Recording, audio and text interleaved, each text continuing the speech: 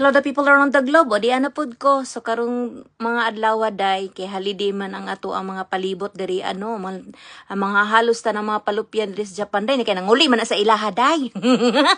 Ang uban po dag flight. So inana gid nang kinabuhi diri no, ako. Dili gyud ka makakuan sa kuha day kay siya helper manggug ko manang.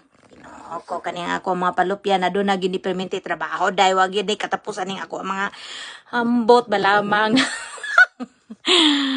Hay, pero gidawat na ako ni tungod sa ako ang mga kalawasan day nga ako mga gihatag sa kuha nga mo inani na gini ang akong katapusan natud ko mamatay magsige na lang gyud ko panarbaho ani day. Bura ko dangadji oy. So nagtao diya tarag hanshaban no, reflector man sa in English. Pero sa ano day sa Japanese hanshaban, o di ba?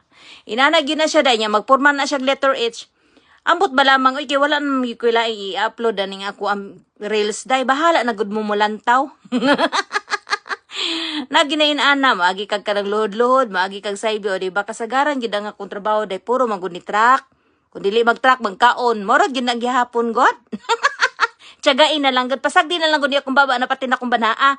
Nanagin ng mga palupyan, day. Dagan yung kain na siya ganap. The likes and the comments and share. Thank you very much. Hi!